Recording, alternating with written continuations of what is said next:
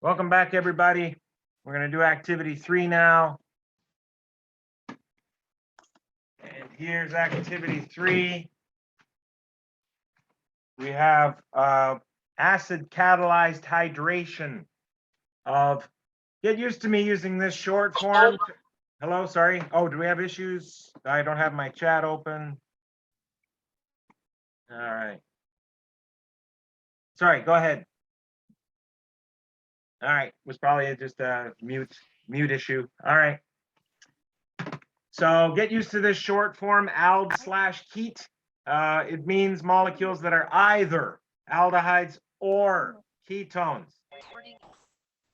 And in our example here, we have aldehydes all the time, but the same result occurs for ketones. Please be clear on that. That's why they're together in chapter 16. Almost always they do the same reactions. One notable exception coming up later today. Have to have something to keep you coming back. All right. So, hey, cyclopentane carbaldehyde has cyclopentane with an aldehyde sticking off of it. We're going to react it with water, sulfuric acid.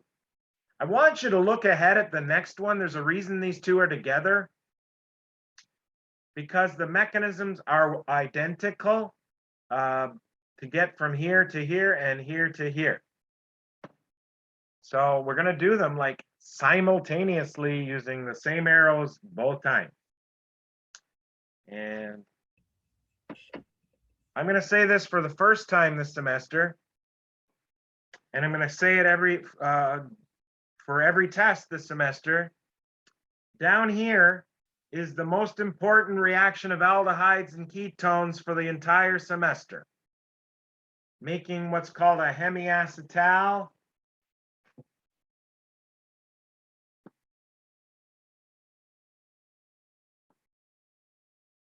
And then continuing treatment with the same alcohol.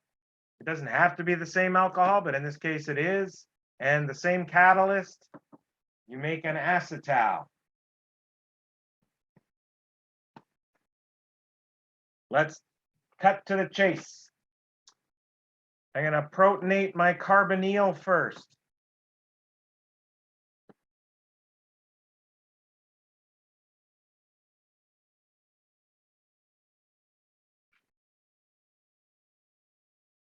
And some of you will see in the textbook, I combined 2 steps. But I really want to talk about the importance of protonating the carbonyl here, so I'm not going to combine these steps. It's perfectly fine if you do.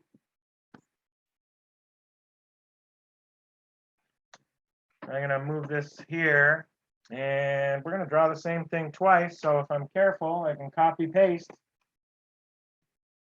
I don't want to draw my ring anymore. It doesn't change. R, carbonyl, new H, plus charge. I didn't want that. I want that. Oh, wow. Really going to do that to me? Okay, fine. Talking to my computer, sorry. I have to draw it again. It thought the circle was part of this carbonyl OH because I drew them within quick succession of each other. Don't worry about what I just said. There, got a copy. All right, the reason we did this is because aldehydes, sometimes they're not reactive enough. And you know when I say aldehydes, I also mean ketones. They're not reactive enough to react with poor nucleophiles.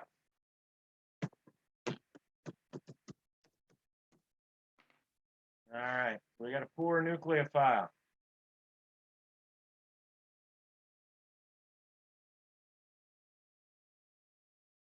Alcohols are also poor nucleophiles. They do not want to react unless we have what we call an activated carbonyl. How did you activate the carbonyl? You activated it by protonating it. I put a proton on it. The nucleophile will now react with the activated carbonyl in a fashion that is predictable. The nucleophile portion of water is its lone pair. And I'm going to redraw it. I'm going to draw it like it was up there, but I'm going to just flip it. And down here, I'm going to draw it like up above it and flip it. Nope, didn't do what I said.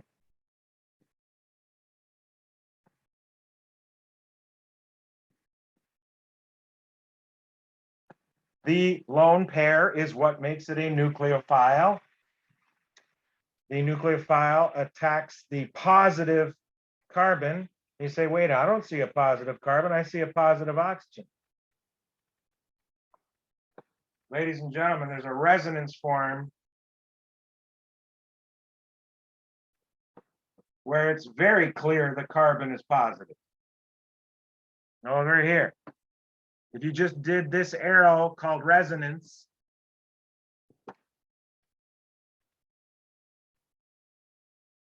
I wouldn't even, that arrow looks, that implies that, I hope that implies it prefers this one with a full octet, but that indicates where nucleophiles are going to attack. And then in the next step,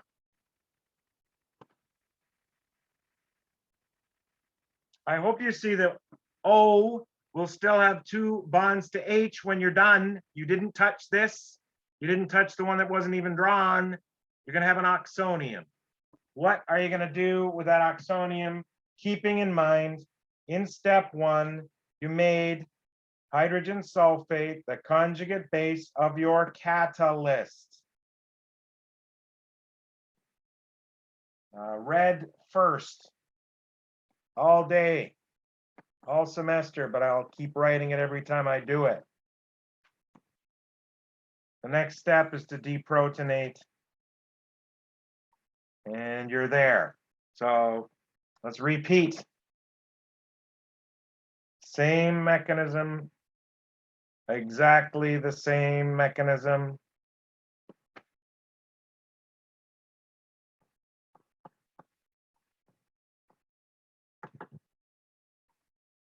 Baby blue. And congratulations. You made a hemiacetal.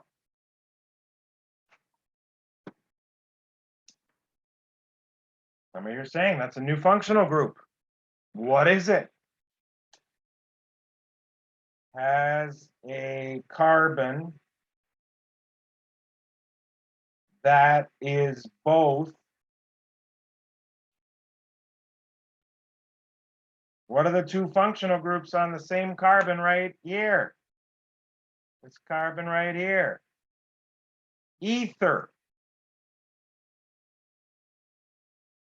What about underneath? Alcohol.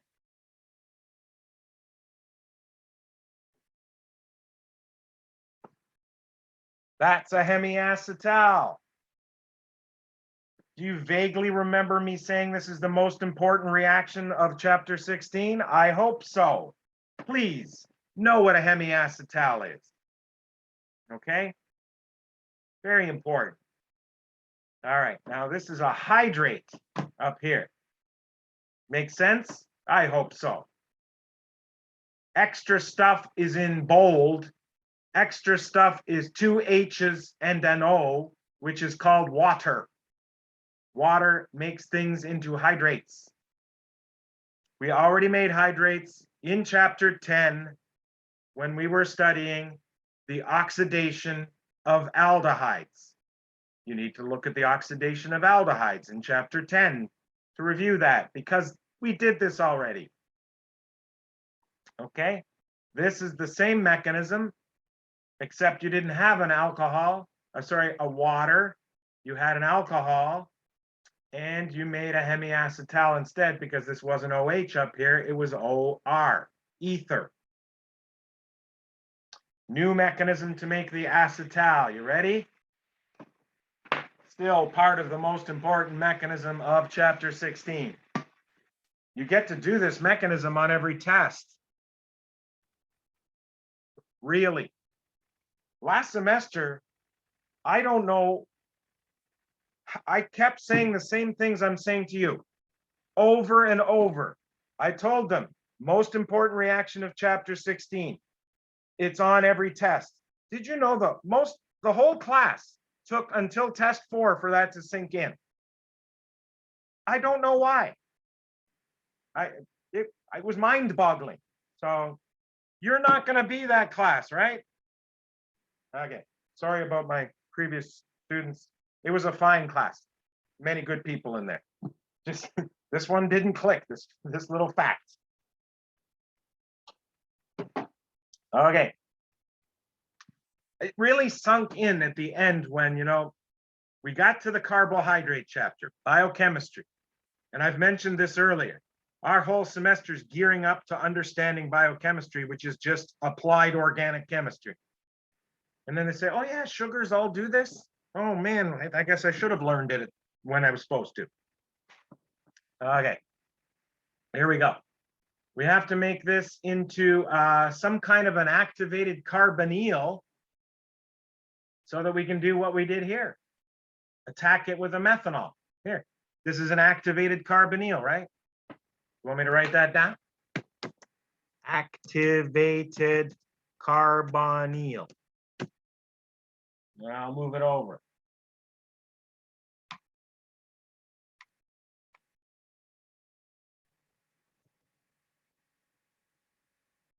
There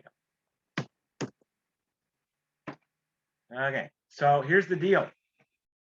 We need to, what has to be removed from this molecule? To ask yourself right now, what has to go away that's here and is not here? Well, I think it's clear it's this OH. Is OH minus an acceptable leaving group in a reaction where there's a strong acid? Answer, no. What you must do to make the alcohol into a better leaving group, I hope in your mind, some of you already said the word, protonate. So step 1, protonate it. If you want to use your new language, you're activating your leaving group.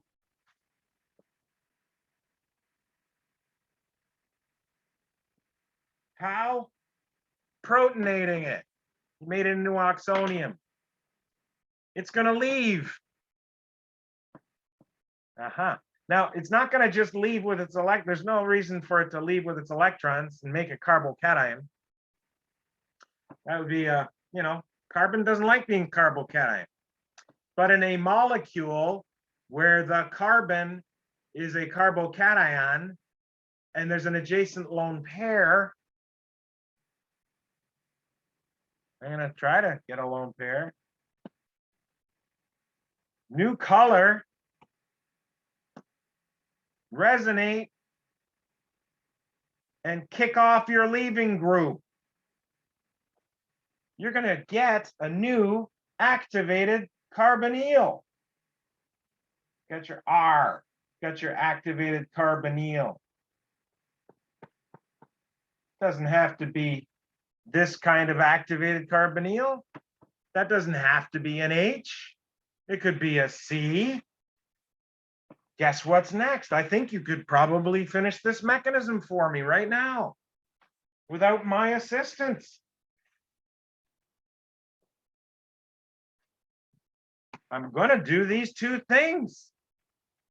It's exactly the same. So CH3OH, I made sulfate ion.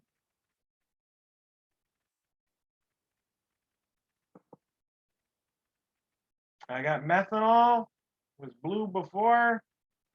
Let's put the H near the sulfuric acid, sulfate ion, sorry. First step, terrible lone pair. I'm trying. Attack. Neutralize your O. Second step, baby blue. Final step, get the thing on the screen so students can make sure they got everything they need. There you go, everything's there. I'm gonna move this little guy over here. He's a comment box. I don't even know where he belongs. I'll put a star. Don't worry about editing this for me. You don't have to have this here. I'm just saying that asterisks can resonate to here. That explains why we're attacking the C. We never attack oxonium oxygens. You never have, you never will. You always attack an adjacent atom and then give oxygen its lone pair back. I know, a lot of talking. All that counts is what's on the screen right now. I will create a submission area. You might want to screen capture because I'm going to disappear in 10 seconds. Oh, Professor, how many points is that? Oh, if it was a test question? Yeah, how many points is that? It's 8 down here. 8 points. Okay. Up here's 4 because it's only the first half.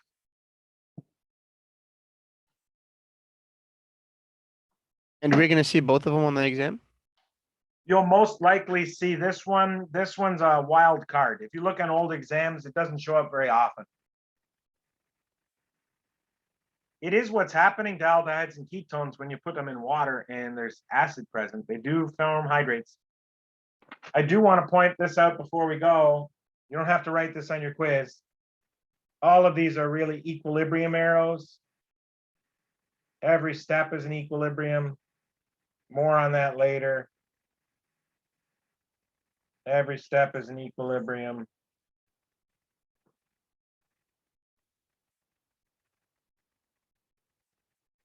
And a lot of people take equilibrium for granted.